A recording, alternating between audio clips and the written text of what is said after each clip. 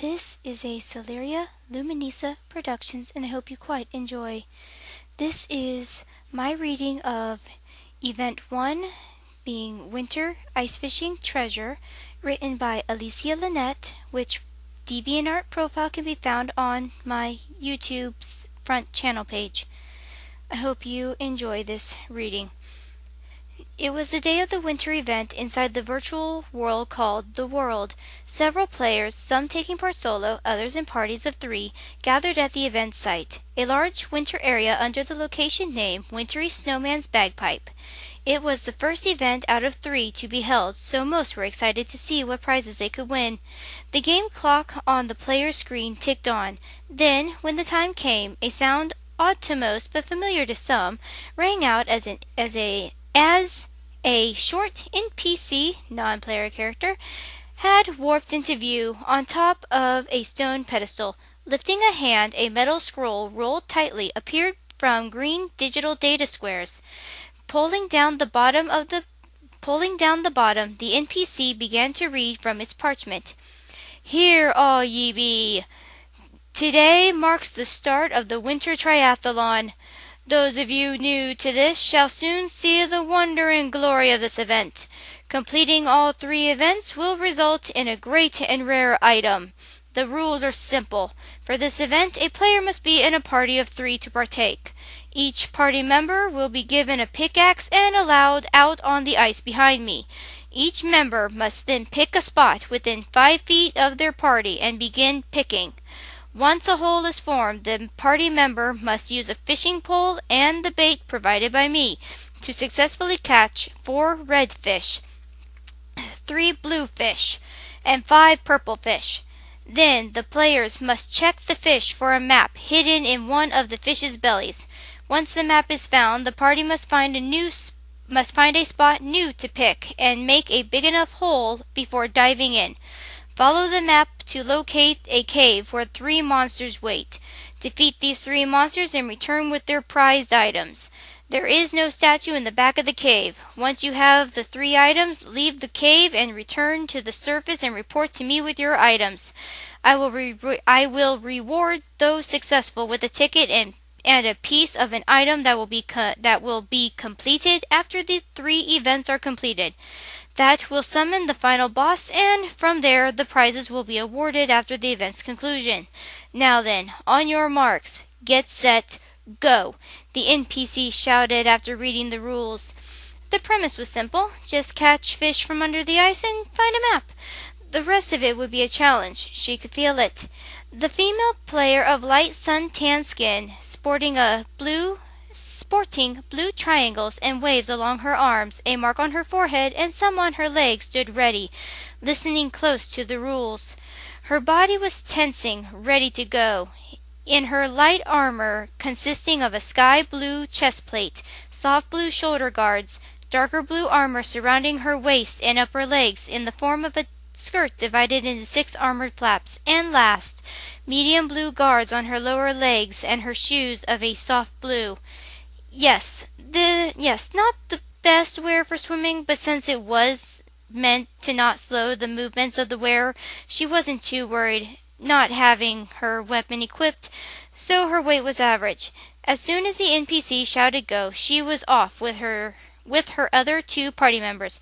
One, a broader male character who used a mighty lance drill, and the other, a slimmer male who used blades more fit to an assassin, as she was one to use a broad blade, most commonly called a heavy blade since it took 2 hands to wield.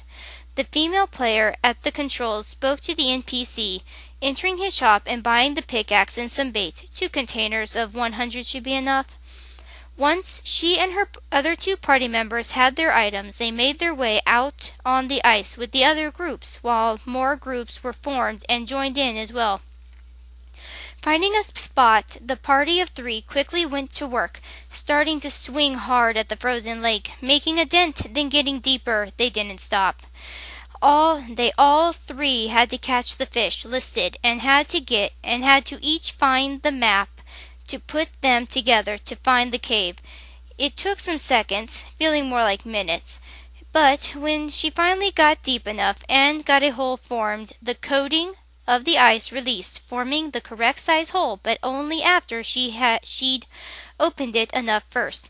"Yes!" she celebrated to herself before her player removed the pickaxe and replaced it with a pole and bait, upon which the female character grinning with baited hook, pressed a button on the pole, releasing the wire from the reel, lowering the hook, and waited, looking up with her hazel eyes holding some yellow to them, through bangs of brown and orange hair, watched as her two party members had begun their fishing, and looking around saw other groups had as well, and some already had a few fish. It wasn't a race, as there wasn't any placements being kept, but nonetheless she didn't want to feel like she was coming in last place.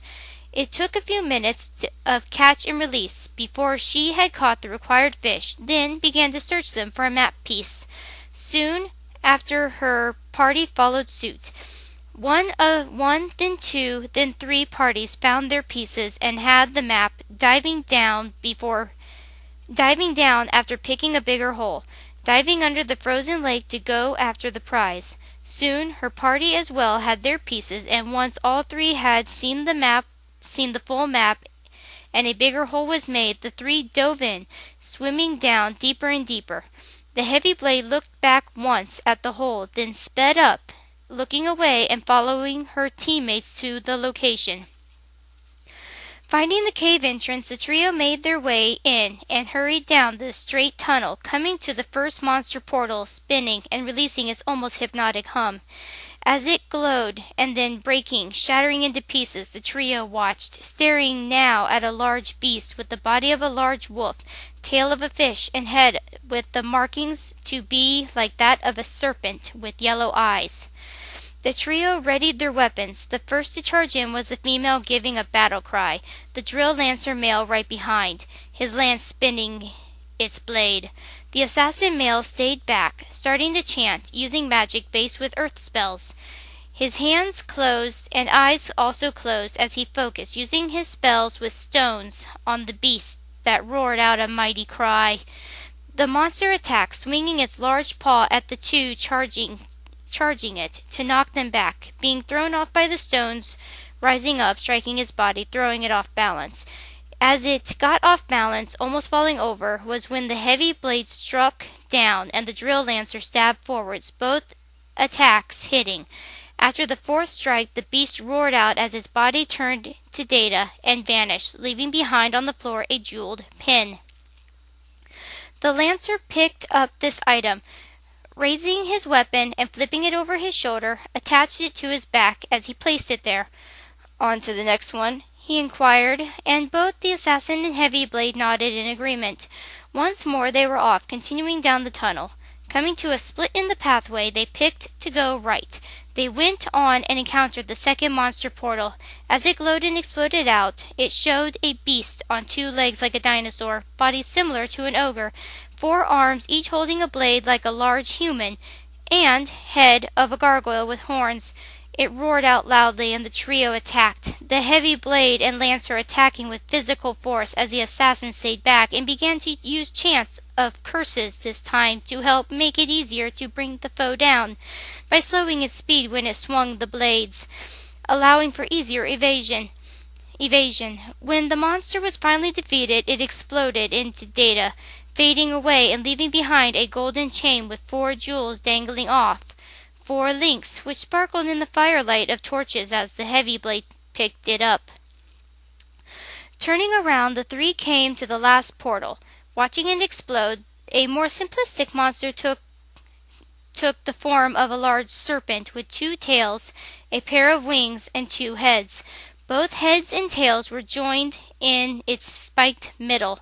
It gave a hissing roar before lunging forward to strike, getting a mouthful of leaves as the assassin used a plant-based spell, and the fight was on once again. Using a curse, the beast's eyes glowed, slowing the lancer down as it went to strike, throwing him back with its tail. "A little help would be nice here," the lancer shouted to the assassin, who jumped back, dodging one head and striking down, throwing three blades at the monster's head that struck. then 3 more at the other before, as he landed, throwing a bomb to the base of the monster, causing it to cry out loudly from pain of the 3 blades hitting it and from the bomb exploding, casting a dark shadow to follow and stay over its yellow eyes, having caused a blindness effect. "Now, finish it," the assassin said calmly, confident in their abilities. The heavy blade female gave a battle yell as she shouted the name of an attack before swinging her blade down, taking out the monster before them. They watched it turn into data and vanish, leaving behind for them the 3rd treasure, a jar with a quill of emerald rising out of its sapphire jar that looked to hold no ink. The assassin picked this up, and with a nod the 3 took their leave, running out of the cave and swimming up towards the surface. They wouldn't be the first team to complete the event, but as they surfaced and climbed out, their clothing and hair dried quickly as it had when they entered the cave, and the 3 made their way to the NPC, pulling out the 3 items they had gathered and presented them to him. "We have the 3 treasures from defeating the 3 monsters in the underwater cave." "Ah, very good. Now, hand me the items." "Good, good. So now watch as the joining process happens to give us the legendary tool of the forgotten riders of the sea. Their words were so powerful in their time they could calm any beast and bringing them to the surface from the water. It is even said to be able to control those beasts if the rider so chooses to. Here is your prize for completing the event. I hope you will take part in the next event scheduled for another day," replied happily the NPC, taking the items, fusing them into one with the quill attached to the chain, and once done, the quill could remove itself from the ink jar. The NPC took this newly formed pen with a quill tip and feathery engravings and summoned a paper from the air, wrote on each one in fluid motion before handing each party member a ticket of yellow containing the information they had successfully completed the first event and giving the date of the next part. Next, he reached into his bag attached to his side and withdrew 3 clawed paws, giving 1 to each. Keep track of those, as you will need them for the last part of the total event for the final summoning. "Thank you," the heavy blade said cheerily. They were successful in turning to her party, grinning. "Yes, now we just need to beat the last 2 events and summon the monster and get ourselves a grand prize." "Yeah, this event is starting out a lot better than the others the corporation has tried before. Hopefully the final boss won't be pitiful," the Lancer said with a chuckle as the trio walked off, discussing what they would do in the time between the current to when the next event would be held. That concludes Event 1. I hope you enjoyed listening. Thank you.